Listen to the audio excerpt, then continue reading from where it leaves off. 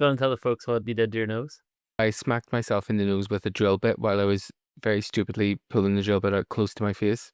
But you ever do that where you know you do something like you grab a knife to stab something and you know you potentially it's gonna accidentally stab yourself?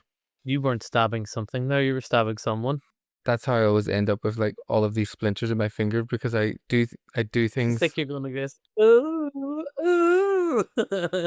Expecto Patronum. Fat bitch. Wow. F you. Wow. Do we need to talk about No. anything else or can we just start? Just start. Stop talking to me about other stuff. I don't wave with this hand normally.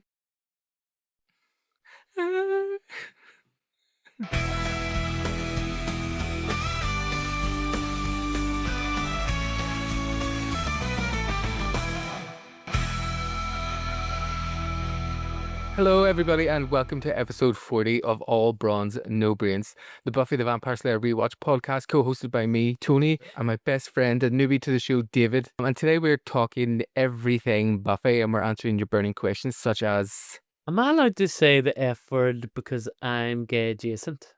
Will my knickers ever be dry again after watching Giles knock the fuck out of a policeman and steal his gun? And who's the worst driver, Buffy or Tony? I've only rode off 2 cars, but you know, remember that one day when you were giving me a lift and you were talking about how great of a driver you were? You're like, I'm such a good driver, like I've never crashed. And you literally dropped me off at Millbank and crashed into your car. Never crashed in my life. Officially never. Sure, Jan. Here we are with Band Candy. This is the 6th episode of Buffy Season 3.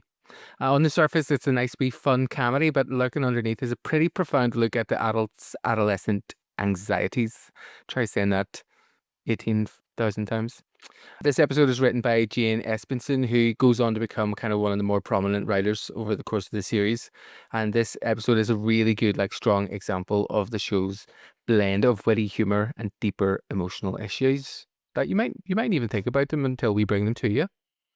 Not just a fun episode about cursed chocolate bars. The thought of our parents having sex. Ew.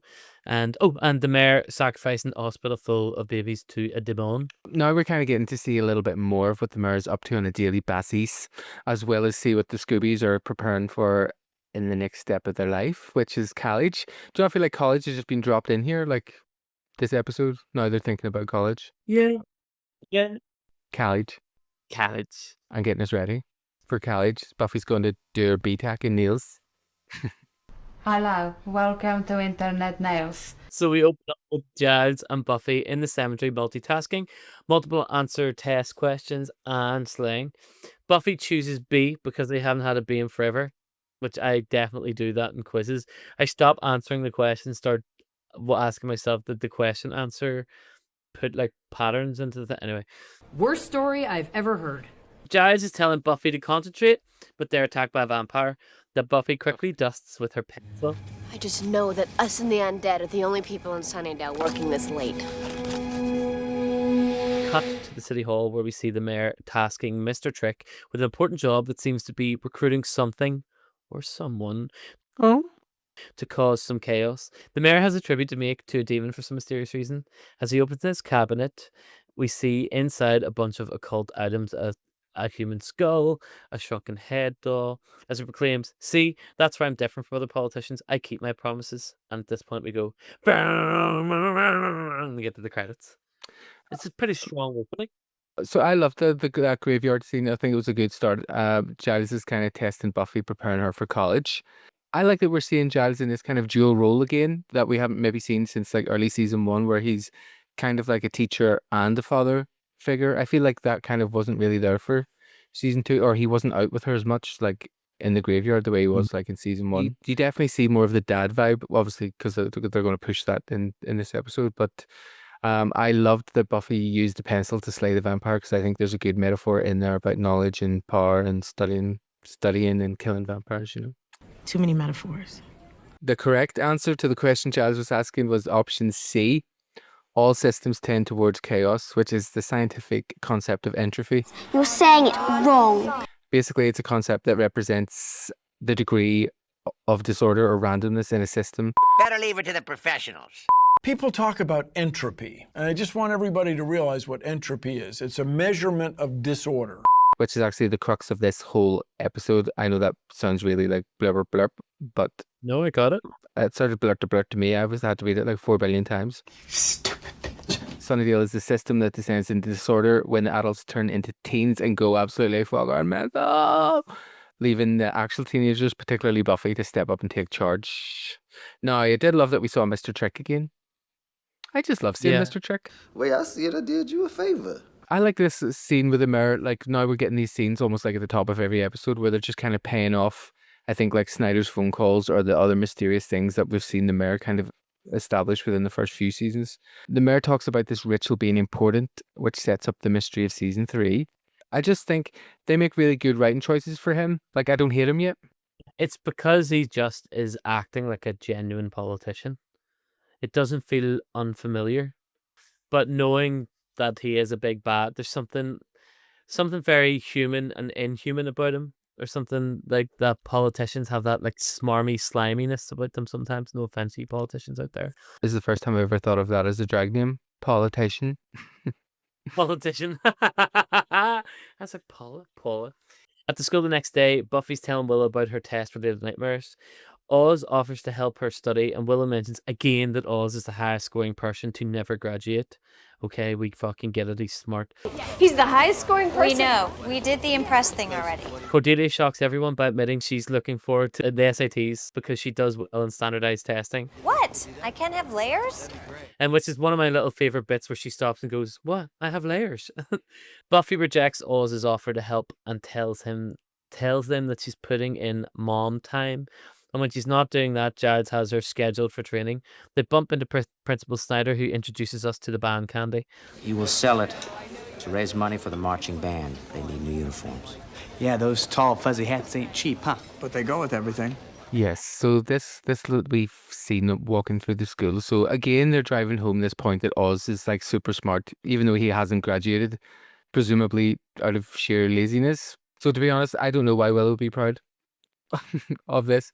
Like, I'm so proud of my boyfriend. Look, he got kept back a year. You'd be slagged so much for that. Anyway, they've been driving this point home since the season 3 premiere, and I'm just kind of waiting for it to be relevant, but it's just not happening. To piggyback off your comment of Cordelia's that what I can't have layers. I love it's this like self-fulfilling prophecy for like what's going to happen with her character over the next kind of few episodes, but also like a good comment I think on how far she's come within the Scoobies as well. Rude. So obviously Jane Espenson is setting us up with scenes from all the adults in this episode that we're going to have something to compare them with later. So we get, Snyder continuing to be an absolute cunt to Buffy. And when Buffy says, "I'm not in the band," his response is, And if I'd handed you a trombone, that would have been a problem, Summers. It's candy. Sell it. he's like such a cheeky bastard. And I like how the ending of this scene just kind of mirrors what Buffy just told Snyder when we cut to Joyce telling Buffy, "But you're not in the band." And yet. This is one of those little American tropes. We never sold candy. If somebody handed me a box of fucking sweets and be like, "Right, go sell them around the street," I'd be like, "Mum, you're going to have to buy that box of sweets. I ate them on the way home." Fat whore. We should get the Americans to send us some Girl Scout cookies. Yeah, I've always wanted to know what Thin Mints is. Is it just after 8? It's after 8, yeah. Is it after 8? Is that what it is? Yeah. Wrong.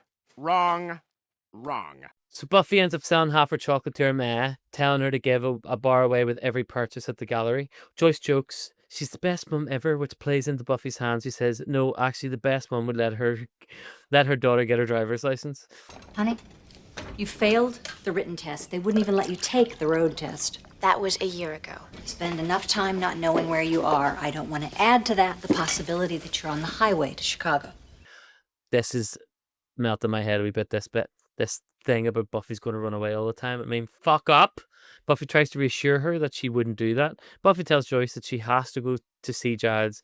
I've just wrote Buffy so much in this paragraph. I'm just like, Buffy. It's just literally a Buffy every fucking minute. Have I forgot to use other pronouns? Like she. Honey, don't you think Mr. Giles is monopolizing an awful lot of your time? And does he ever say he's sorry? Ow. Sorry. We also find out that he bought the other half of Buffy's chocolate. She passes the exercise dead easy and leaves, telling Giles that Joyce wants her home pronto. Instead, we see Buffy has went to see Angel, and boy, does she see Angel Angel. in the garden doing Tai Chi. I've always wanted to do Tai Chi. And you can practically hear the sound of her. No, not saying that. She gives him blood. Why not? I'm not. That because you get away with saying stuff like that. I don't. Well, I'm gonna say it. You can practically hear the sound of her soaking knickers slap against the floor. Well, wait till I tell you. So wet. Sobbing. Wet. She gives him some blood. It's fresh from the butcher. He tells her that he's doing much better since Tai Chi. He asks her about Scott. He's fine. Buffy doesn't tell him that they've broken up. Instead, she flirts with Angel and both agree it'll be easier when he's better and doesn't need her. As Buffy arrives home, she finds Joyce waiting for her. Buffy blames Giles, who then also appears in the room, making a dick out of Buffy, who's been caught lying red-handed. They have a little back and forth, and they end up sending Buffy to bed as they sit down on the sofa, chomping away on the candy bars. Cut to the chocolate factory, and we see an employee going to eat something, and a familiar voice says, "You don't want to be eating that. It's Ethan Rayne!" Giles' old gay buddy from season 2. I was going to say something when they sent her to her room. Oh yeah, when he caught her lying. I love that Joyce was waiting, and then it was like, no, you hide.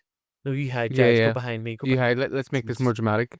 Let's see what that lion fucker says to me when she comes into this stuff. Joyce is like, we'll practice. I'll go first. And you come out when she says it's you. But a few things here.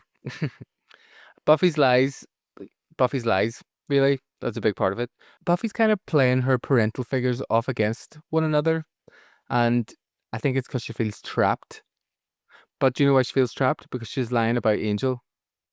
You're both scheduling me 24 hours a day. Between the two of you, that's 48 hours. I just want to be able to make a few decisions on my own. The last time you made a decision on your own, you split. Yeah, and I took care of myself. Do you notice, like, casually that Joyce is eating one of these, like, chocolate bars, like, through the scene? Yeah. There's a noticeable change in both Giles and Joyce's language in the words that they use or the tone in which they convey. And that was the first thing I noticed that changing. So, for example, Joyce says to Buffy, like, the last time you made a decision on your own, you split.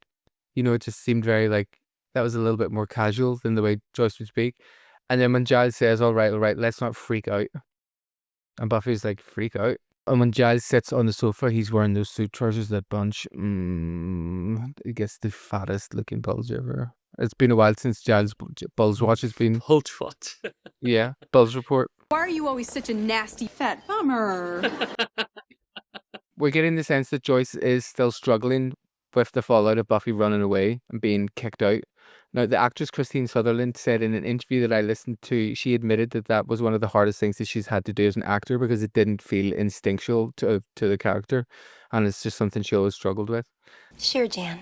Buffy's visit to Angel, the chemistry was great. It was all very. There's something about him this year. Is just better acting. He's taking testosterone or something.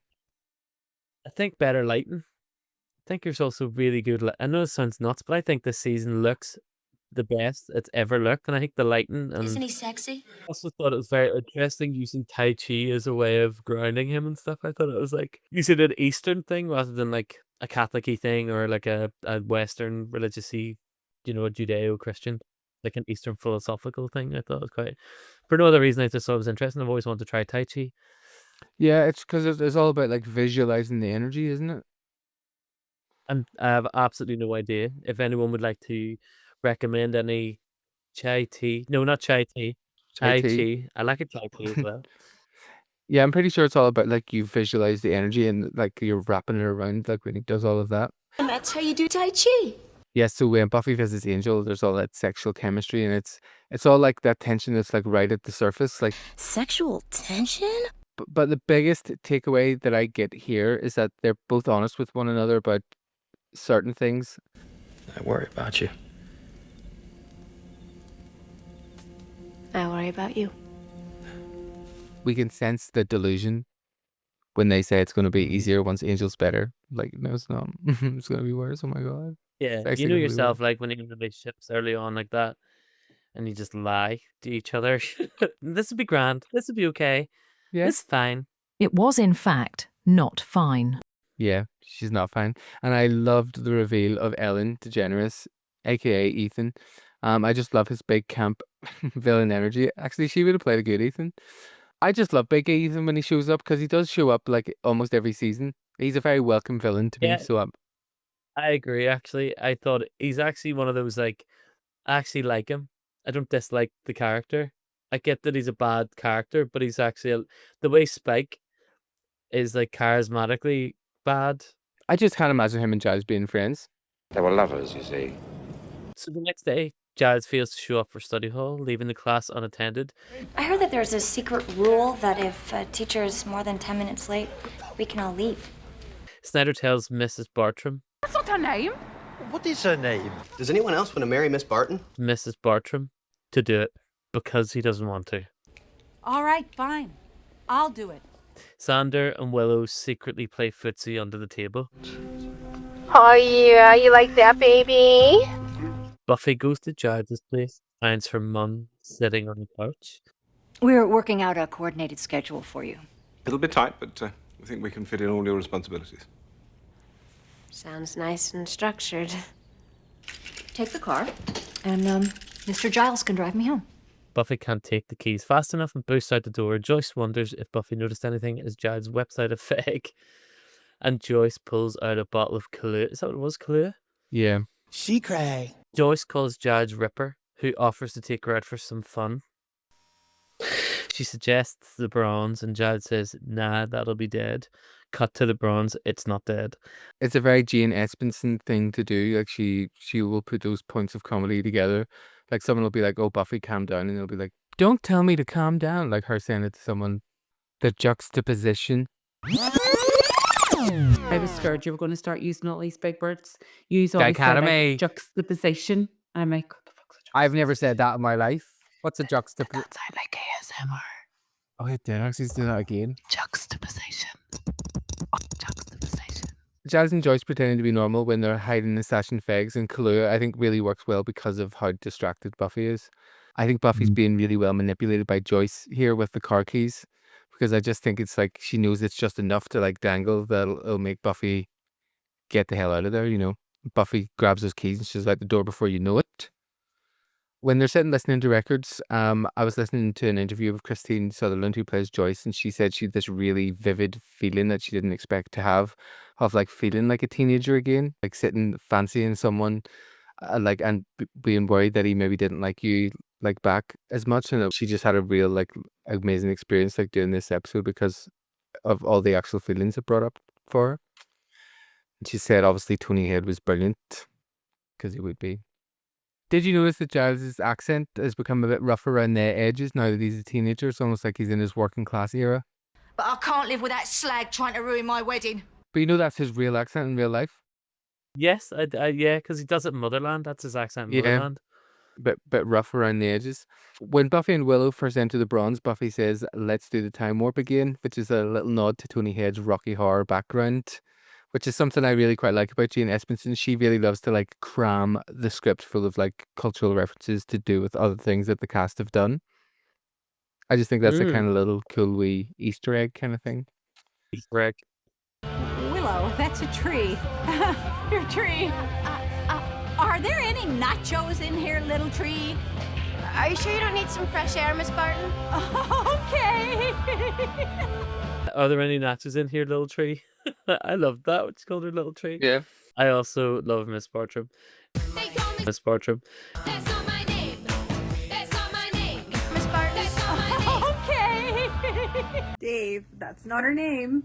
Also, my favorite character, VIP, or no, MVP of this episode, Snyder. Just a last name like Barbarino. Oh, I am so stoked. He becomes like handsome because he's so cute, or not handsome, Right. but really, really cute. But let's quickly talk about Snyder, because I'm just going to say it. He is kind of hot as fuck in this episode. Like, he's given all this up energy, and it's given me all this up energy, and I fancy the absolute fuck out of him. There's a part where he puts his arms around like Buffy and Willow, and it pulls his like little waistcoat like up a little bit, and I'm like, oh, you just know he's got cum gutters. Well, can't unhear that. Yep. That's exactly what I was thinking. Never heard that term in my entire life until right now. You know the It was such you know a- the it's- you know the line that Yeah, you yeah. get, the No, V. no, don't need to explain. Got it. Oh no, as soon as you said it, my brain filled in the blanks. We see Ethan and Mr. Trick in the chocolate factory. Mr. Trick tells a completely innocent employee not to sample the product and violently slaps his neck in front of the other staff, which I thought was a tad OTT. He tells Ethan that it's nearly feeding time and to keep everything running smoothly. Back at the Bronze, Buffy and Willow are leaving to figure out what's going on. Snyder follows them outside and then jumps into the car with them. Sid, wait up. Snyder. No time is coming with us. Summers, you drive like a spaz. They drive off to find Giles. Oz thinks that at least Giles was probably dead smart and fancy when he was 16, so nothing to worry about. They tell Oz that Giles at 16. Less together guy, more bad magic hates the world ticking time bomb guy. Well, then I guess her mom's in a lot of trouble. So the episode continues on with Joyce seeing a really sexy looking coat in the window of a store, and Giles flings a fucking bin through the shop window to get it for her. And Christine also said that the inspiration for this look was Stevie Nicks. Although in the episode she refers to it as very Juice Newton, and I don't know who that is. never heard of them. Duluth Joyce. As her and Giles dance about in the street, a policeman pulls a gun on them, telling them to hold it. At the same time, Buffy, Willow, Oz, and Snyder get sideswiped by a man trying to open it. Sorry, just like a moth. Just a moth in here, and I thought it's like legitimately the size of a bird. Sorry. Would you like to get rid of it? No, it's fine. Oh, it's a Johnny Longlegs. It's worse. It's a It's plant going to spider. continue flying towards the light. It's sitting on the light now, so it's fine. Oh, okay. How it is. As long as it stays there. Buffy, Willow, Oz, and Snyder get sideswiped by a man who's trying to open his chocolate bar, and his car smashes right into them as Willow screams, "Oh my god, watch out." It was very dramatic, that scene. Back with Giles and Joyce and the policeman. Giles is being such a dick to the policeman, but it's kind of hot the way he's mocking him. He's like, "Oh, copper's got a gun. You'll never use it though, mate." And then Giles fucking headbutts the policeman, disarms him, and knocks him out. And Joyce is mega impressed, or mega wet, tells Giles that he's like Burt Reynolds, and they start making out on the police car. Probably good kissing. Tens across the board. Hold that pose for me. Yeah. Back at the car crash, Buffy notices all of the adults are out and about at night, out of their wits, yet the vampires don't seem to be taking advantage of the easy meals. Soup's on, but no one's grabbing a spoon. Buffy realizes it's the candy. It has to be. So she sends Willow and Oz to research candy curses while her and Snyder make their way to the factory. Victory. I love that Snyder's still there. Yeah. As they reach their way to the factory, Victory. Buffy happens to walk right past Joyce and Giles making out, but stops in absolute fear and asks, "Mom? Giles?" Giles mumbles, I like this. Giles mumbles, "Go away, we're busy." As Buffy pulls Joyce aside, wowed by her fancy coat. Where did you get that coat? Never mind, listen. Back off. Giles, think about this. You want to fight me, or you want to let me talk to my mother? Joyce says they're giving away chocolate, and Buffy shouts at her to not eat anymore, and Joyce's inner teenager comes out. I'm fine. I can have more if I want. Buffy tells her she's not fine, she needs to go home, to which Joyce says, "Screw you, I want candy." You want to slay stuff and I'm not allowed to do anything about it? Well, this is what I want to do, so get off my back. Sorry. Giles tries to pull Joyce away from Buffy. Joyce is in shock when Buffy shows her the car, but not because it's been crashed into, but because she can't believe she bought that geek machine. Yeah. Sorry. I swatted it. I swatted it away. I love the part where Joyce literally says to her, she was like, "You want to slay stuff and I'm not allowed to do anything," because I felt like it was just such a telling. That really is just like probably the issue. It's like, It's the truth, but she sounded like a teenager. yeah, Joyce doesn't have any input in big part of Buffy's life, you know? I love when she was like, screw you. As if it was like the swear words. I loved it. It's a good scene. Giles shouts at Buffy to sod off, but she grabs the fag out of his mouth and stumps it out like she's in a blown college production of Grease. And sternly tells him to take Joyce home. Buffy fights her way into the back door of the factory, dragging Giles and Joyce with her. Snyder sees them from the crowd and jumps up to be with them too. It's just like the Snyder show. He's just following them everywhere. Inside the factory, it takes him about 30 seconds to find Giles' old boyfriend, Ethan Rayne, who again tries to run off like an absolute big woofter. Back in the library, Corzillo, which is Cordelia, Xander, and Willow. That's... Sorry. I've stole it. Unfortunately. I stole it from Ketrin from Major Sledge. She actually does it in every episode for like all different character combinations. Jazilaphy is trying to figure out this ghostuation. Sprue gel, if you will. I don't think I will. I don't think I will either. We're borrowing it. But Corzillo was a good one, I thought. That's a great one. Very good. And that was which podcast again? It was Major Sledge by Eric and Katrin. Eric and Katrin. It sounds Welsh. Their names sound Welsh when you say it like that, don't they? Eric and Katrin. Katrin. Go down to the shop. Oh no, it's going to be Indian. Welsh and Indian are like... Welsh and Indian are so close together. Anyway, so back in the library, Corzillo were researching curses when Xander passes Willow a book. Their thumbs linger like for this little like second. You get the shite guitar music that comes on to let you know that Willow's considering being a swinger. I still don't get this. I don't I'm holding out, but I got it only at the very end of when I was writing the script tonight, and it clicked. Something clicked, and maybe I'll say it and it'll click for you too, or maybe it won't. But there's something that happens that makes it feel. I'll tell you what it is when we get there. Love you, baby. Buffy and Giles are chasing Ethan through the same 20-foot of factory over and over and over again. Oh, yes, which is very, very Scooby. Buffy uses the skill she has honing with Giles earlier to smash a random box and find Ethan hiding inside. Look, a box full of farm fresh chicken. We have this little side scene with Snyder and Joyce. He asks her if she and Giles are going steady. She rolls her eyes and walks away. It's very cute. Giles tells Buffy that, "You're my slayer. Go knock his teeth down his throat." Giles. But Giles is right. Ethan only starts talking after Buffy hits him. Ethan's definitely got a wee punch fetish, like a wee punch kink, and that's why he's like, "I'm not going to tell you unless you punch me." Oh my god. Like you. He tells Buffy that his job was to make sure the adults were preoccupied while the tribute takes place. Well, they said the tribute was big, so big that people would never let them take it. The people had to be out of it. And when the candy wore off, they blame themselves. Buffy asks the questions we're all thinking. The fuck is the tribute? What the fuck is a tribute? You gotta believe me, and I was you there. It's the matter of it. Oh, sorry. Is this a straight thing? So you don't like it? Oh, excuse me. No, I know who Tenacious D are. Queen jokes. It is. You love the Tenacious D. You do. Gross. Anyway. Why are you so grumpy on these fucking puck? Every time you look at me like, big fucking Moyenbeek.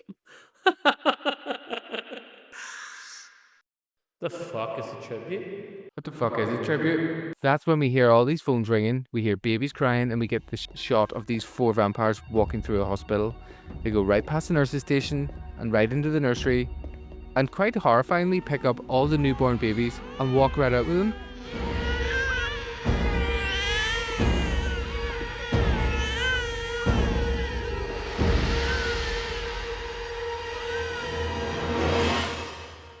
This part was dark, just in a different way. Yeah. Like the music was tense. I felt like it was actually a bit of a shock because they just went there and they showed us actual live babies. There was no hint. There was no hint that they were going to go get babies. It was just like we are finding out at the same time as everyone else, which I thought doesn't happen all the time. So this is something that I was thinking about. So you have to remember that the mayor has been at this for about 100 years. And that this sacrifice is what they said every 30 years or so. So he's already done this at least twice in Sunnydale. So that's like, you're literally talking about repeat baby murder sacrifices in the same town that have went undocumented for like nearly 100 years. Crazy, isn't it? America? America, huh? America. Yeah. Buffy tells Willow to look up Larconis based on some information that Ethan had. And Ethan then is about to fucking smack Buffy around the head with a hammer, like Yorkshire Ripper style. Or something whenever Giles cocks the gun to try and stop him. Speaking of Ripper. This whole part was kind of confusing to me because I'm like, wait, is Ethan helping them? Is he purposely helping them because he doesn't want the babies to die? But then why is he going to hit Buffy over the head with a spanner or whatever? Like, I was just confused. But Buffy fucking digs the fuck out of him basically, and then Joyce is like, "Here, Willow wants you again" on the phone, tells her to hurry the fuck up, and that's where we find out what is actually going on. The tribute to Larconis is made every 30 years. It's a ritual feeding, and this one's late, so it's a big one. Larconis eats babies. And I love that they didn't sugarcoat it. Willow's just like, Larconis eats babies. Yeah, he eats babies. That's what he eats. Larcona Lewis. Sorry. So Buffy tells Joyce to tie Ethan up and is disgusted when Joyce pulls out some handcuffs, dripping in lube. At the children's ward, all the babies are gone, and Joyce is upset that something's going to eat the little babies. Something's gonna eat those babies? I think that is so wrong. And Giles has a great coincidental memory at this very moment about Larconis, and he just says all this kind of random shit. Larconis dwells beneath the city, filth to filth. Larconis means glutton, and they'll find it in his sewers, you fucking slag. Snyder says he'll wait at the hospital in case the babies find their way back, which I thought was so funny, because he obviously is being a big fucking coward. Giles confronts him for being a coward, and Snyder says, "You're a crazy one if you're going to go roll around in all that poo-poo." If you want to splash around in the poo, you're the filthy one. Buffy shuts them both up by saying that she needs help, and she needs growing up, so these babies are going to die. Buffy orders Snyder to go home. Snyder, go home. And turns around to see Giles and Joyce slobbering down each other's throats again, grossing her out. And don't do that. Down in the sewers with Mr. Trick, the mayor, and a bunch of vampires are the crying babies who are being anointed. The mayor puts a call through to his secretary to set up a meeting to talk about exposed gas pipes, infrastructure, etc., right as Buffy drops through a manhole. Hi. That right there is an example. Sorry, pause for a laugh at manhole. I like that he's still being like a politician in the middle of being a big evil fucker. He still like sees an opportunity to be Mr. Politic. It's like, I still really like the fact that he's such a smarmy prick. The mayor escapes before Buffy sees him. While Buffy takes on the rest of the vampires, Giles and Joyce save the babies. Buffy slays 2 vampires, knocks one into the water as we hear a rumbling in the pipes, and the worst looking CGI snake ever to exist pops its wee head out of the tunnel, which means he doesn't need babies.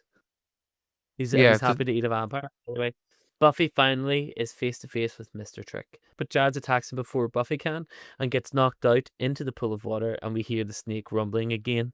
Buffy, quick thinking, snaps an exposed gas pipe and aims it through the fire at the tunnel, and as Larconis pops his wee head out, he's engulfed in flames, screaming horrifically as it dies in the shitty sewer pipe. That's like whenever I've got fucking Nate Gaviscon and we fucking the snake comes up the throat. Oh yeah. You're old now. Bad CGI, but I'm down for it because at least they're trying. Yeah. Season 3 was a big year for Buffy in terms of its experimentation with 3D effects. Joss was interested in finding out just how quickly and cost effectively we could generate 3D elements and characters. The first time that this happened was for episode 6, Band Candy, and he wanted to experiment with the idea of having a monster that was bigger than life interact with live action characters on television. This was a huge thing to ask of a 3-week post schedule, and he knew it, but he wanted to see what could be done. Band Candy was our first experiment with a 3D creature, and we did it in under 4 weeks with 3 animators, and for the time frame and for the first time, I think we did quite a good job with it. Bruce Minkus built us an incredible rig that had it was a long arm with a big metal Pac-Man on the end of it. It looked like the snout of the creature. We used this as a sightline for Sarah Gellar to watch as she was performing without the creature. But we also used this as a deflector for Sarah's stunt double and point her flamethrower at. So she pointed her flamethrower at it and hit the nose of the thing, and the flame split over the monster. That's really, I think, what made that effect work. Where everything was so CGI'd that's what CGI was, you know. But It's very weightless. I think with that old CGI, it's all very like empty yeah. and weightless. Well, I'll tell you else who wasn't happy with it. Big fucking Harry Groener, the mayor. The mayor tells Mr. Trick that this obviously didn't turn out the way he had planned, and that there was such an obvious shift in the mayor's energy here that it's like slightly unnerving because it was a little bit scarier. You just got yourself one less demon you have to pay tribute to. The way I see it, I did you a favor. I guess you did. And the mayor gives Mr. Trick a wee homoerotic squeeze and tells him in future, be careful of how many favors you do for me, love. It's like, oh, fuck. Mr. Trick me into getting my knickers off. Sorry. Back in school, Xander, of course, has to goad Snyder the moment he fucking sees him. So Snyder ends up punishing them to have to remove graffiti from lockers from when everyone was all mental. And Willow sees what the graffiti says, and it says, kiss rocks. And she's like, kiss rocks. Why would anyone want to kiss? Oh, wait, I get it. I just thought it was like someone saying Chris rocks, but couldn't say Chris properly. Kiss rocks. And in our last scene, we see Buffy and Giles talking outside the school. Buffy tells Giles that it was too much to deal with, like nothing made sense anymore. The things she thought she knew were gone, and she felt so alone. Giles asks, Is that the math or the verbal? Mostly the math. Giles tells her that if she scores low, she can take them again. Buffy says she doesn't want to do more. What's the point? She could die before she even applies to college. Giles tells her, you most probably won't. Well, then they bump into Joyce outside the school, and there's this lovely awkward vibe between everyone. Hello? Joyce says she doesn't really remember much, but that obvious car damage happened saving people's lives, so she's obviously allowing Buffy to pay it off in installments. I'm like Joyce, obviously you have insurance. That's what your insurance is for. You Unless Buffy didn't have insurance to be driving, because Joyce did give her it when she was out of her mind, and because she was the one driving, maybe Buffy's got points on her license now and a fine from the prosecutor fiscal. Sounds very familiar. Autobiographical. Maybe Buffy bought a license on the dark web. I'm joking. Anyway, Buffy says, well, thank God the car damage is the worst of it, and I got to you two before you actually could do something. And the way the camera follows Buffy as she's walking away just allows us to catch this glimpse of like Giles and Joyce's response.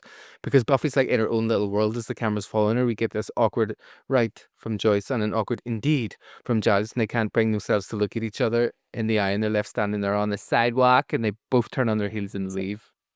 And that's our episode. They fucked. They fucked. They fucked. They fucked. They fucked. I love this episode. I actually had to rewatch it twice because I wanted to do one rewatch fresh and then one where I took notes. And I feel like I was doing this for like a day and a half or something. It just like, you wouldn't think so because it was really short and I didn't actually write that much. I don't know what the fuck I was doing. Have I been dead? Am I drunk? Can you tell Alexa to shut the fuck up? I can hear her in the mic. Alexa, be quiet. Alexa, stop. Okay, if that's the way you want to fucking play it. Game on, motherfucker. No, I cannot stop. You've got me going. Once again, you are brilliant at everything sex-related. Anyway, so yes, I rewatched it.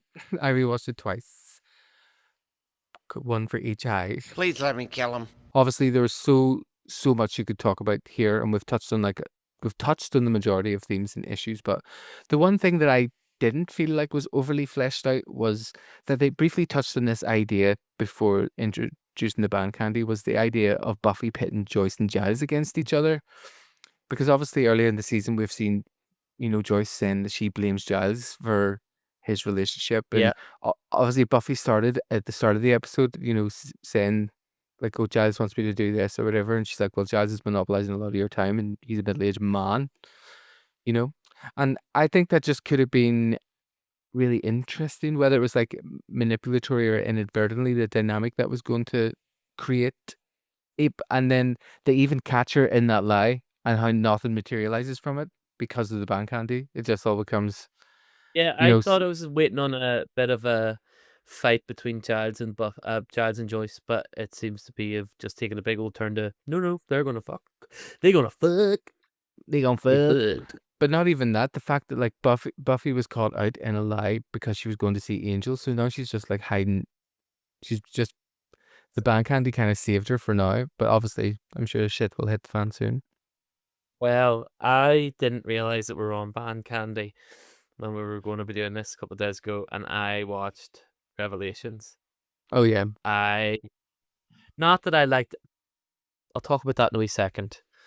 Continue what you were saying. Sorry, my friend. So what I was saying there was just that it was either a close call on purpose or just wasn't fleshed out enough. But obviously that's such like a minor thing because we got this great, insane fun and flesh of the episode, which I think was like the place where most of the actors got to shine was really like in the regression or in their maturity. So like all the adults really shone, I think, at being teenagers, and all the teen characters kind of then got to shine by being more adult.